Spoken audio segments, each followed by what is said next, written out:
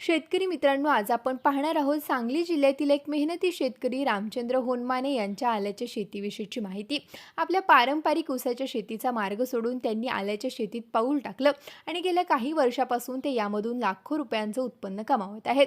दरवर्षी ते आपल्या 5 ते 6 एकरावर आल्याची लागवड करत असून आपल्या शेतीत आल्याची लागवड ते मे महिन्याच्या 5 तारखेपासून जूनच्या पहिल्या आठवड्यापर्यंत पूर्ण करतात.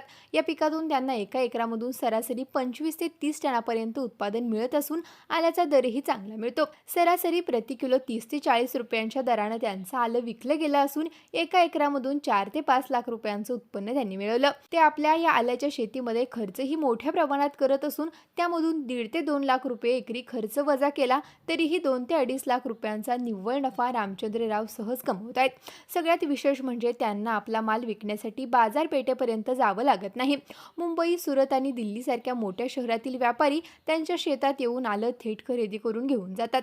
त्यामुळे वाहतूक, दलाल, बाजाराची गर्दी, साठवणूक या सगळ्यांचा खर्च तर टळतोच, परंतु आपल्या मालाचे त्यांना थेट रोख पैसेही मिळतात. शेतकरी मित्रांनो, योग्य नियोजन, जमिनीची ओळख, पाणी व्यवस्थापन आणि बाजाराची नाळ पकडली तर आल्याच्या पिकामधूनही लाखो रुपयांचा नफा घेता येतो. हे रामचंद्र होनमाने यांच्या यशावरून सिद्ध झाले. तर शेतकरी मित्रांनो, तुम्हाला ही यशोगाथा कशी वाटली कमेंट करून नक्की सांगा आणि असेच नवनवीन व्हिडिओ पाहण्यासाठी आत्ताच कृषी मंत्र्याच्या यूट्यूब चॅनलला सबस्क्राईब करा. त्याचबरोबर आमच्या फेसबुक आणि इंस्टाग्राम पेजलाही फॉलो करा.